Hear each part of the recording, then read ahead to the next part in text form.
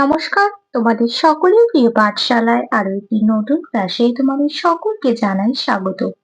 আজকে আমি তোমাদের সাথে আলোচনা করব তৃতীয় শ্রেণীর প্রথম পর্যায়ক্রমিক মূল্যায়ন গণিতের সেট নাম্বার 3 কিছু গুরুত্বপূর্ণ প্রশ্ন উত্তর।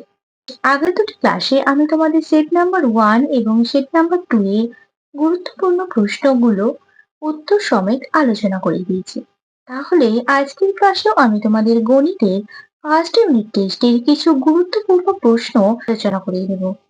তাহলে তোমরা সকলে ভালোভাবে মন দিয়ে দেখে নাও। প্রথমেই আছে দেখো নিচের প্রশ্নগুলির উত্তর দাও। 5টি প্রশ্ন আছে, 1 নম্বর করে মোট 5 নম্বর আছে। প্রথম প্রশ্নটি বলেছি 413 এই সংখ্যাটিতে 4 এর স্থানীয় মান কত? তোমাদের স্থানীয় মান এবং প্রকৃত মানের অঙ্ক আমি আগেও করিয়ে দিয়েছি, বুঝিয়ে দিয়েছি। তাহলে দেখো এটাও তোমাদের স্থানীয় মানের অঙ্ক দিয়েছি। কত স্থানীয় মান চেয়েছি? 4। একক, দশক, শতক, শতকের ঘরে আছে 4। এই 413 সংখ্যাটি যদি আমরা ভেঙে লিখি কি কি পাবো? 400 যোগ 10 যোগ 3 পাবো, তাই তো? তাহলে দেখো একক, দশক, শতক, শতকের ঘরে কি আছে? 400, তাহলে এটাই তো স্থানীয় মানে পেয়ে গেলাম। তাহলে 4 এর স্থানীয় মান কত পেলাম? 400 পেলাম। 654 থেকে 29 কম হলে কত হবে? মানে 654 থেকে যদি আমরা 29 বিয়োগ করি মানে বাদ দিই, দেখো কত পাবো? 9 থেকে 4টা কত ধরতে হবে? 14 ধরতে হবে। 9 পর 10, 11, 12, 13, 14। 5 হাতে রইল 1। 2 আর 1 কত হয়? 3। 3 থেকে 5 বিয়োগ করবো, 3 এর পর 4, 5। 2, 6 নিচে কোনো সংখ্যা নেই, 6টা নেমে যাবে। তাহলে কত পেলাম? 625 পেলাম। 654 থেকে 29 কম হলে কত হবে? 625 হবে। তারপরে গয়েরটা বলেছে দেখো এক অঙ্কের সংখ্যাগুলিকে খুঁজে ছোট থেকে বড় সাজাও। দেখো এখানে কি কি সংখ্যা দেওয়া আছে? 16, 12, 8, 11, 6, 10 আর 7। এই সংখ্যাগুলির মধ্যে এক অঙ্কের সংখ্যা কোনগুলো? 8, 6, দেখো এটা তো একটা করে সংখ্যা, এগুলো হলো এক অঙ্কের সংখ্যা। তাহলে কি বলেছে? এক অঙ্কের সংখ্যাগুলি খুঁজে ছোট থেকে বড় সাজাতে বলেছে। তাহলে আগে এক অঙ্কের সংখ্যাগুলো লিখে দিলাম, এবার ছোট থেকে বড় হিসাবে সাজাবো। প্রথমে ছোট কত? 6, তারপর 7, তারপর 8। এইভাবে সাজাতে হবে। আশা করছি আমি তোমাদের অঙ্কগুলো বোঝাতে পারছি। তারপরে ঘরেরটা বলেছে একটি মাকড়সার 8টি পা, 21টি মাকড়সার কটি পা? একটি মাকড়সার মাকড়সার 8টি পা, তাহলে 21টি মাকড়সার কটি পা হবে? 21 গুণ 8 সমান 8 একে 8, 8 দুগুণে 16, 168টি পা হবে। সহজেই আমরা পেয়ে গেলাম। চিহ্ন বসাও, গ্রেটার দেন অথবা লেস দেন মানে বড় এবং ছোট। আমরা কি জানি? যেদিকে হা মুখটা থাকে সেদিকে হয় বড়, আর যেদিকে ছুঁচটা থাকে মানে এই কোণটা থাকে সেদিকে হয় ছোট। তাহলে কি কি সংখ্যা দেওয়া আছে? 643 আর 634। এই দুটো সংখ্যার মধ্যে কোনটি বড়? 643টা বড়, তাই তার দিকে হা মুখটা বসে যাবে। তারপরে দুইটা বলেছে দেখো ফাঁকা ঘরে সঠিক সংখ্যা লেখো। দুটি আছে, 1 নম্বর করে মোট 2 নম্বর আছে। 8, 16, 24, তারপর দুটো ফাঁকা দেওয়া আছে 48, 56।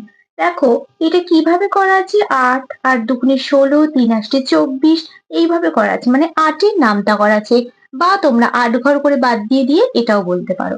তাহলে দেখো 8 দুগুণে 16, 3 আষ্টে 24, 4 আষ্টে 32, 5 আষ্টে 40, 6 আটে 48, 7 আষ্টে 56 হয়ে গেল। এরপর কি আছে দেখো 96, 91, 86, তারপর দুটো ঘর ফাঁকা দেওয়া আছে 71 আর 66।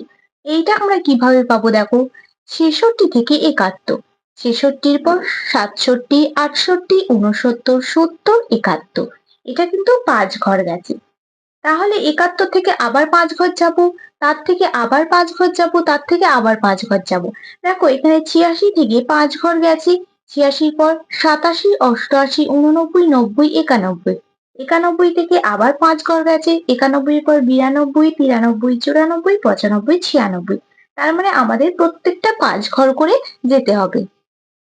তাহলে আমরা যদি এদিক থেকে করি, তার মানে 96 এর আগের 5 ঘর করব, 96 এর আগের 5 ঘর, তার আগের 5 ঘর, তাহলে 86 আগের 5 ঘর করব। তাহলে ৮৬ আগে কত হয়? ৮৫, তার আগে ৮৪, তার আগে ৮৩, ৮২, ৮১। তাহলে এখানে কত বসিয়ে দেব? ৮১। তার আগের ৫ ঘর, ৮১-র আগে ৮০, ৭৯, ৭৮, ৭৭, ৭৬।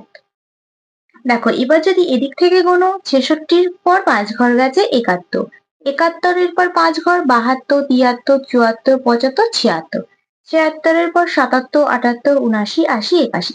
তাহলে বুঝতে পারলে প্রত্যেকটা কিন্তু ৫ ঘর করে যাচ্ছে। তারপরে ৩-এরটা বলেছে কথায় লেখো, একটি আছে ১ নম্বর। ৪৪৯, এটা আমাদের কথায় লিখতে হবে। কি লিখবো? ৪৪৯। তারপরে ৪-এরটা বলেছে দেখো, বিস্তৃত করে লেখো, একটি আছে ১ নম্বর। মানে এটা আমাদের ভেঙে লিখতে হবে। কত আছে? ৫২৩ আছে। একক, দশক, শতক। শতকের ঘরে কি আছে? ৫। শতক মানে তো ১০০, তাহলে ৫ ১০০, ৫০০ যোগ দশকের ঘরে ২ আছে, দশক মানে ১০, ২ ১০ ২০, আর একক মানে ১, ৩ ১ ৩। তাহলে বিস্তৃত করে কিভাবে লিখলাম? ৫০০ যোগ ২০ যোগ ৩। তারপরে ৫-এরটা বলেছি শূন্যস্থান পূরণ করো। ১২টি আছে, হাফ নম্বর করে মোট ৬ নম্বর আছে। কি দেওয়া আছে দেখো? ৩৫ ভাগ ৭। আমরা ৭-এর নামটায় কোথায় ৩৫ আছে দেখবো। ৭ ১-এ ৭, ৭ ২-গুণে ১৪, ৩ ৭-এ ২১, ৪ ৭-এ ২৮, ৫ ৭-এ ৩৫। তাহলে এখানে লিখে দেবো ৫। ২৬০ থেকে ১০ কম, মানে ২৬০ থেকে আমরা ১০ বিয়োগ করব। দেখো ২৬০ বিয়োগ ১০, এটা তোমরা মুখে মুখেও করতে পারো, আবার এইভাবে পাশেও করে নিতে পারো। দেখো ৭-এর নিচে শূন্য আছে, ৭টা নেমে যাবে। ১-এর ওপরে শূন্য, তাহলে শূন্যটা কত ধরবো? ১০ ধরবো। ১-এর পর ২, ৩, ৪, ৫, ৬, ৭, ৮, ৯, ১০। ৯ দ্বিতীয় হয়ে গেল, হাতে কত রইলো? ১। ১ থেকে ২ বিয়োগ করলে কত হবে? ১ হয়ে যাবে। তাহলে ২৬০ থেকে ১০ কম ১৯৭। ২০০ যোগ ৭০ যোগ ৭ সমান কত হবে? ২৭৭ হবে। মুখে মুখে না পারলে তোমরা পাশে করে নেবে। ৭১৮ বক্স করা আছে, ৭৮১। বড় এবং ছোট চিহ্ন বসাতে বলেছে। তাহলে বড় কোনটা? ৭৮১, তাই তার দিকে আমরা হামুকটা করে দিলাম। তারপরে দেখো আছে ৬৭০ সংখ্যাটিতে ৬-এর স্থানীয় মান ও প্রকৃত মান। তাহলে ৬-এর স্থানীয় মান বলেছি, ৬টা কত ঘরে আছে? একক, দশক, শতকের ঘরে আছে। শতক মানে কি? ১০০, তাহলে ৬ ১০০ কত হয়ে যাবে? ৬০০। এই ৬৭০টা আমরা ভেঙে লিখলে কি পাবো? ৬০০ পাবো, ৭০ পাবো এবং শূন্য পাবো। শূন্যটা নাও লিখতে পারো।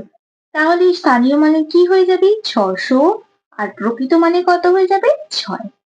৭৮ ১০ ৮ কে সংখ্যায় লিখলে হয়। ভালো করে দেখো কত বলেছে? ৭০০ মানে ৭০০, ৮ ১০ ৮। ৭০০ ৮ ১০ ৮ মানে ৭৮৮। একক, দশক, শতক। শতকের ঘরে ৭, ৮ ১০ মানে ৮, আর এককের ঘরে ৮, ৭৮৮। ৪ ৫ ৬ দিয়ে গঠিত ৩ অঙ্কের বৃহত্তম সংখ্যা। সবচেয়ে বড় সংখ্যা কোনটি? ৬, তারপর ৫, তারপর ৪। তাহলে ৩ অঙ্কের সবচেয়ে বড় সংখ্যা কত হয়ে গেল? ৬৫৪ হয়ে গেল। তাহলে তোমরা অঙ্কগুলো বুঝতে পারলে তো? যদি কোনো সমস্যা থাকে তাহলে আমাকে কিন্তু অবশ্যই কমেন্টে জানাবে। পরবর্তী পৃষ্ঠায় কি কি অঙ্ক দেওয়া আছে দেখে নাও। তারপর দেখো বর্গীচয়ের দাগেরটা বলেছে আবার বড় ছোট চিহ্ন বসাতে। ৩৭৮ আর ৩৮৭, কোন সংখ্যাটি বড়? ৩৮৭, তাই ৩৮৭ থেকে আমরা হামুকটা করে দিলাম। ফাঁকা ঘরে আগে ও পরের সংখ্যা বসাও। কত দেওয়া আছে? ৫৩১। তার আগের সংখ্যা এবং তার পরের সংখ্যা বসাতে হবে। ৫৩১-এর আগে কত হবে? ৫৩০। ৫৩১-এর পরে হবে ৫৩২। তারপরে ইয়রটা বলেছে দেখো, ১৩৪ থেকে ১০ বেশি, মানে আমাদের যোগ করতে হবে। এই দুটো যোগ করলে কত হবে?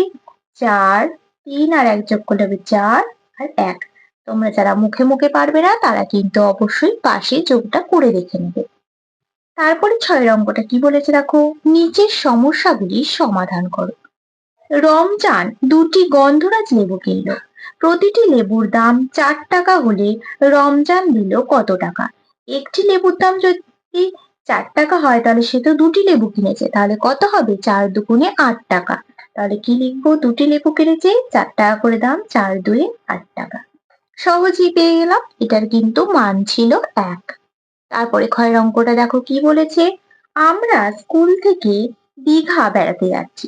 সকালের ট্রেনে 221 জন এবং দুপুরের ট্রেনে 172 জন যাচ্ছি। ড্যাশ ট্রেনে ড্যাশ জন বেশি যাচ্ছি। তাহলে আমাদের এটা কি বের করতে হবে, কোন ট্রেনে কতজন বেশি যাচ্ছি। তাহলে এটা আমরা কিভাবে পাবো, এটা আমরা বিয়োগ করে পাবো। কতর সাথে বিয়োগ করব, দেখো এখানে লেখা আছে 221 সকালের ট্রেনে আর দুপুরের ট্রেনে 172। এই দুটো সংখ্যা বিয়োগ করলে কত পাবো, দেখো পাশে তোমাদের আমি বিয়োগটা করে রেখে দিচ্ছি। একটা তো 2 এর থেকে ছোট, তাহলে একটা আমরা কত ধরবো, একটা আমরা 11 ধরবো। 2 এর পর গুনবো, 2 এর পর 3, 4, 5, 6, 7, 8, 9, 10, 11। 9 মিটিয়ে হাতে রইল 1, একটা তোমরা লিখে নেবে। 7 আর হাতে 1 যদি যোগ করা হয় কত হবে, 8। 2টা তো 8 এর থেকে ছোট, তাহলে 2টা কত ধরবো, 12 ধরবো। 8 এর পর 9, 10, 11, 12, 4 হাতে রইল 1। 1 আর 1 2, 2 দিয়ে মিলে গেলে 0 হবে। বাঁদিকে 0-র কোনো দাম নেই, তাই কেটে দেবে। তাহলে বিয়োগফলটা কত হলো, 49। তাহলে আমরা এখানে কি লিখবো, কোন ট্রেনে কতজন বেশি যাচ্ছে, সকালের ট্রেনে। দেখো সকালের ট্রেনে কিন্তু যাত্রীর সংখ্যা বেশি ছিল, তাহলে সকালের ট্রেনে কতজন বেশি যাচ্ছে, 49 জন বেশি যাচ্ছে। এই অঙ্কটির মান হলো 2। এইভাবে তোমরা কিন্তু এই অঙ্কটা করবে। তারপরে গয়ের অঙ্কটা দিয়েছে, দেখো একটি কলার দাম 4 টাকা হলে 8টি কলার দাম কত। এটার মান আছে 1, তাহলে লিখি একটি কলার দাম 4 টাকা, তাহলে 8টি কলার দাম কত হবে, 4 গুণ 8 টাকা, 4 8 32 টাকা। কত সহজেই পেয়ে গেলাম আমরা। তাহলে 8টি কলার দাম 32 টাকা। তারপরে ঘরের অঙ্কটা বলেছে, দেখো রিমলি বইয়ের তাকে 21টি বই রাখবে। 3টে খোপের প্রতি খোপে সমান বই রাখতে হবে। রিমলি প্রতি খোপে কটি বই রাখলো। তাহলে দেখো এই অঙ্কটি কি করতে হবে, বলেছে 3টি খোপে প্রতি খোপে সমান বই রাখতে হবে। 21টি বই রাখবে 3টে খোপে। তাহলে কি করব, অঙ্কটা আমরা ভাগ করব। 21 ভাগ 3 করলে আমরা পেয়ে যাব। তাহলে 3-এর নামটা করব 3 7 21 হয়। তোমরা যারা পারবে না পাশে এইভাবে ভাগটা করে নেবে। তাহলে কি লিখবো, রিমলি প্রতি খোপে কটি বই রাখলো, রিমলি প্রতি খোপে 7টি করে বই রাখলো।